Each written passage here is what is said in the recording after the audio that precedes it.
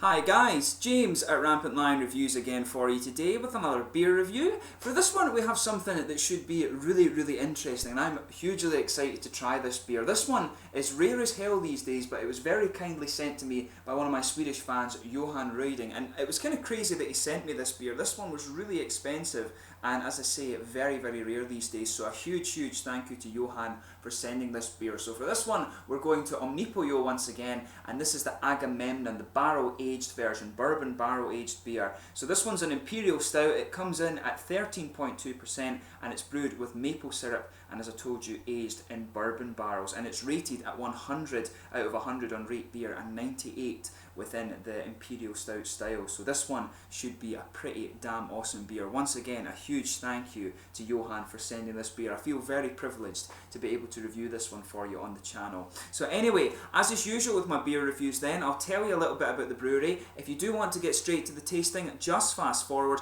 All the usual websites are in the video description below. That's the brewery website, the link to my other Omnipollo reviews. There's about 5 of these now, so do check that out if you're interested in Omnipollo, and there will be more added soon. And there's all the usual social media things, Facebook, Twitter and Untappd, so please follow me on there. Your support would be much appreciated, and if you are watching from Sweden, do recommend some other Swedish beers and breweries for me to have a look at. The standard of Swedish beer I've tried so far has been pretty damn awesome since I've moved here to Lund, so do get in touch, and I will apologise in advance for any bad Swedish pronunciations. I'm still learning, so please do bear with me. But anyway, to tell you about Omnipollo. So Omnipollo was founded in 2011 by Henrik Fenty, who was a long-time home brewer, and Carl Grandin, who's a clothing designer, and this is the reason for many of the interesting designs on the Omnipollo bottles. But the two met one day and decided to start a brewery together after discussing the sort of insular craft beer scene in Sweden and abroad. But they wanted to reinvigorate the craft beer scene in Sweden from both a stylistic and a gastronomic sense, so they decided that the partnership of a home brewer and a sort of clothing designer was very logical at the time.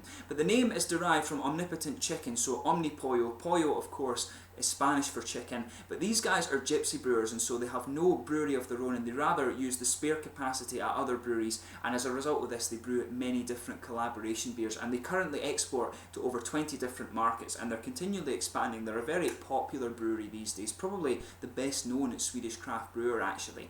But recently they also opened the Omnipollo's Hat in Stockholm, which is a collaboration bar sort of pizza restaurant that they did with Pizza Hut, and this has become very popular in the city, and this has many of the Omnipollo beers on tap, which obviously is very good, and they're going to have some awesome pizza as well. I need to go and check that out when I finally make it up to Stockholm, but if you go and check out the brewery website, you'll see that they have currently over 30 different types of beers, and this covers a whole array of styles. Pretty much you can pick a beer of a style that you like from Omnipollo, and I can guarantee you will enjoy it. These guys never disappoint, so do go and check out some Omnipollo beer if you haven't already. These guys are a pretty damn awesome brewery. So let's get stuck into this beer now. I'll let you have a little quick look at the artwork before we open it up. So this one, as I mentioned, is a 13.2% imperial stout. It's brewed with maple syrup and it's aged in bourbon barrels, and this one was actually brewed at the Pub Dog Brew Company in Westminster, Maryland, over in America. So as you can see, it has this really nice interesting eye on this one. It says on the back here, it tells you Omnipollo Agamemnon, the bourbon barrel aged version. Omnipollo have a few different symbols, that's one up there as well, but it looks very nice. Plain bottle cap on this one, of course, which is the standard for Omnipollo. So we'll get this guy out and get on with the tasting. This one, I believe, is at 375 millilitres, so it's quite an unusual size of bottle, this one, and you can see the shape is a bit different as well. I'm not sure if this is just because it's been done in America. It's maybe one of these kind of fluid ounce measurement bottles or something like that. So as you can see, a nice little smoky opening on this one, but we'll get it out and into the glass, and you can see that is a hugely syrupy beer on this one. It looks absolutely beautiful. We'll try and get a little bit of head on this guy.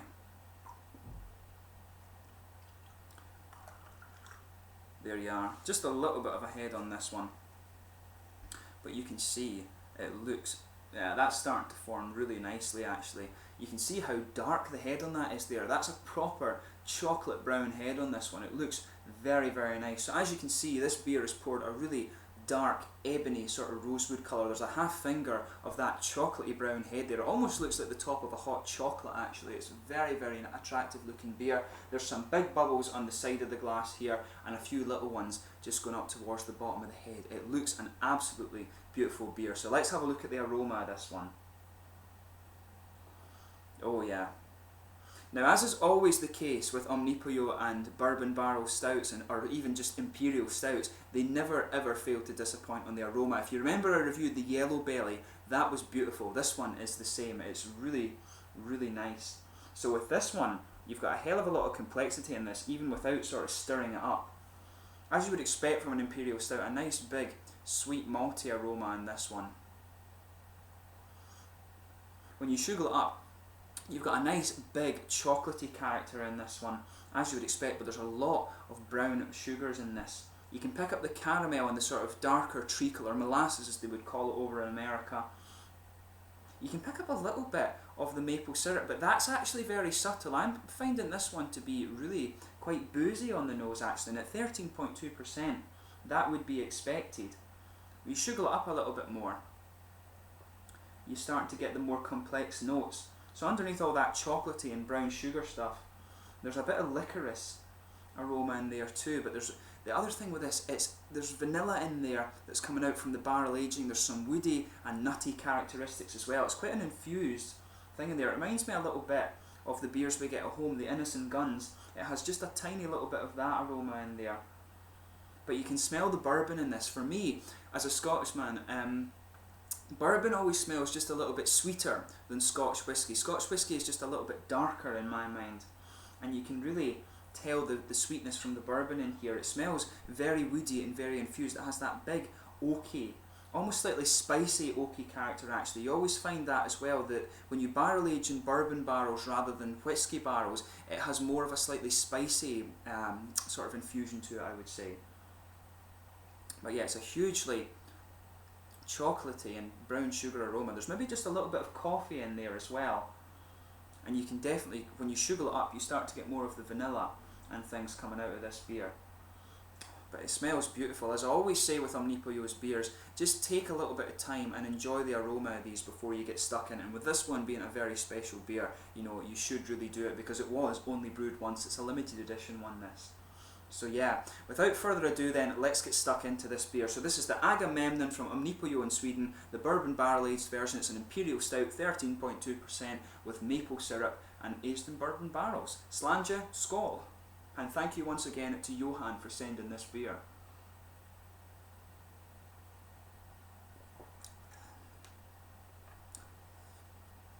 Oh yeah.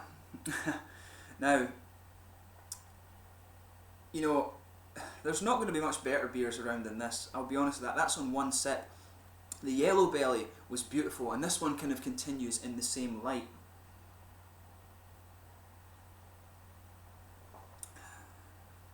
This one's definitely a bit more boozy and a bit less sweet, I think, than the yellow belly. This one's got a bit more of a roasted coffee flavour to it, which is quite nice. It's quite interesting to see a sort of another perspective on imperial stouts from Omnipollo. This is a style, of course, that I said they're very famous for. They're very famed for these beers, and quite rightly so.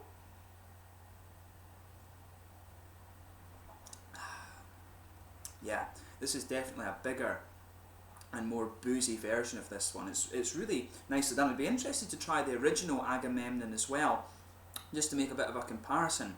But with this one, it follows much in the same light of the aroma.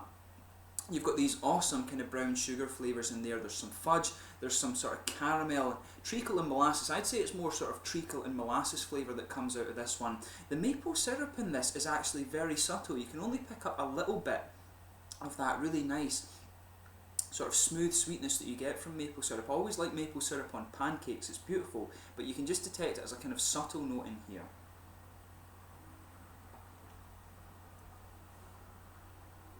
As I always say with these beers, sugar it around your palate and just let the whole mouth adjust so you can dissect the flavours properly. The maple syrup character, actually, to be honest, it comes out a bit more as the beer progresses into the aftertaste. But what is not uncertain about this beer, this is beautiful. If you do get the chance to try this, jump at it, because you probably won't find it again. It's a very limited edition beer, this.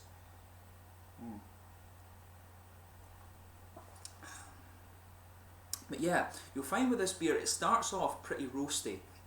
Then as you move to the aftertaste, the tongue gets a bit wetter, and then you get more of the sweet elements coming out of this. You start to get more chocolate, you get a little bit of licorice as well, and then After that kind of wet sweetness just dies away, it starts to get drier again, and you've got the nice roasted, slightly coffee-ish bitterness there, and some of the brown sugars just linger in with that as well. That just sits on the middle of the tongue and gives you a really quite unusual but very nice sort of sweet, bitter, roasted character in there. It's a very interesting blend of flavours that go on in this beer.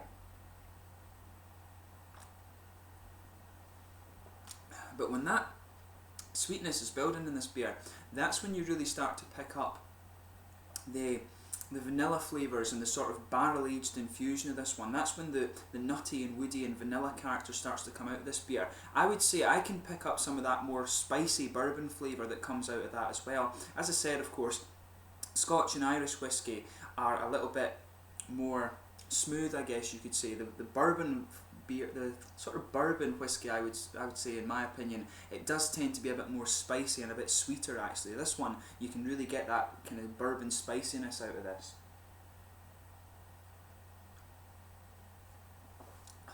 But yeah, that's really nice. There's almost no hop character to this beer as well. If there's anything, and you'll see what I mean if you try this beer for yourself, it's only a very, very smooth, earthy character that comes out of this one. It's probably, you know, maybe they're using something like Fuggles hop, probably not Fuggles because it doesn't have that kind of ashy roasted character, but maybe they're just using a very light hopping to this beer. But around the edges of the palate, if there's anything there, I would say very, very smooth and quite light earthy character to this one. You don't feel very much at all from the hops in this beer. This one is all about the malty flavours, but they will have used hops in it, of course, in the brew.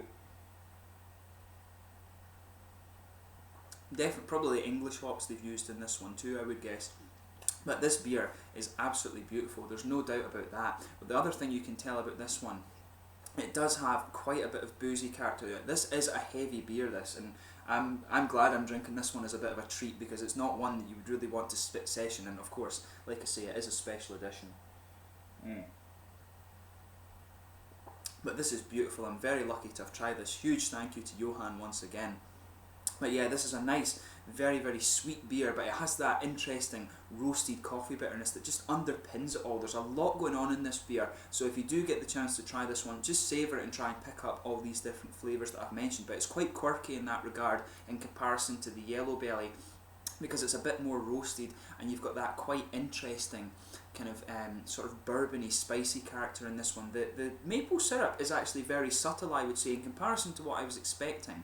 I was expecting the maple syrup to be really, really prominent in this, but for me, it is a little bit more subtle, but you can detect it in the middle of the tongue. As I said, you get that wet sweetness that just builds, and you can really pick it up in there with the vanilla and the woody flavours, but overall, this is an absolutely beautiful beer. So in terms of the mouthfeel of this one, I would say this is full bodied, there's no question about that. Carbonation is very, very smooth, almost doesn't exist to be honest, but there's a big oily mouthfeel to this beer. There's a massive malty character. As I said, you've got a good balance between the sweetness. The sweetness builds with a kind of wetter sweetness, but then you've got a roasted, kind of slightly coffee-ish bitter character that comes out a bit more in the aftertaste. There's maybe just a little tiny bit of red fruit in this, but yeah, there is a bit of a sort of red estery fruit character in this, probably like figs, raisins and plums. You'll feel that just behind the very front curve of the tongue, a little oily bubble there, but the fruit character in this one is quite minimal, but you can pick it up a little bit. But the hoppiness, like I said, is almost non-existent. It's very, very smooth in this beer. So overall, this is a very, very good beer. I mean, this is one of the best ones I've probably reviewed on the channel. I'm not sure, I think it's people are going to ask me if I think this one's better than the Yellow Belly. I'm not sure. I mean, it really depends on what you want. I really love sweet stouts, so I would probably lean a bit more towards the Yellow Belly, but this one, like I say, is a bit different. It's got some of the darker, more roasted character in there, and the bourbon barrel aging in this is really interesting too, so it's actually quite hard to pick. But I would lean a bit more towards the Yellow Belly and the sweet stout side of things. But this, don't get me wrong, this is an absolutely awesome beer. So if you get the chance to try either this one or the Yellow Belly, you know, jump at them. Omnipollo are excellent when it comes to imperial stouts. And pretty much, as I said, any beer you pick from this brewery, you are not going to be disappointed with. They do some really awesome stuff. But anyway, I hope you've enjoyed this beer review. Once again, a huge thank you to Johan for sending me this beer. As always, if you have tried this beer before yourself, let me know in the comment section below about this one. I'd really love to hear your thoughts on it. As I said to my Swedish viewers, do suggest some other Swedish beers and breweries you'd like me to have a look at. Always interesting to try new beers from all over the place. But I thank you once again for watching my beer reviews. Until the next one, please like, subscribe, share, all the usual YouTube stuff. Go and check out my social media things too. But until then, go and check out some of the Omnipollo beers. They really are awesome, like I say, and this one is a very, very good one. This is one of their best beers that they've produced. This one and the Yellow Belly are the two beers that I would say you really need to try, but all their other stuff is awesome as well. So thank you again for watching my beer reviews. Until the next one, Slangy just now. Thank you again to Johan for the beer, and go and check out Omnipollo until my next review. Cheers, and I'll catch you later.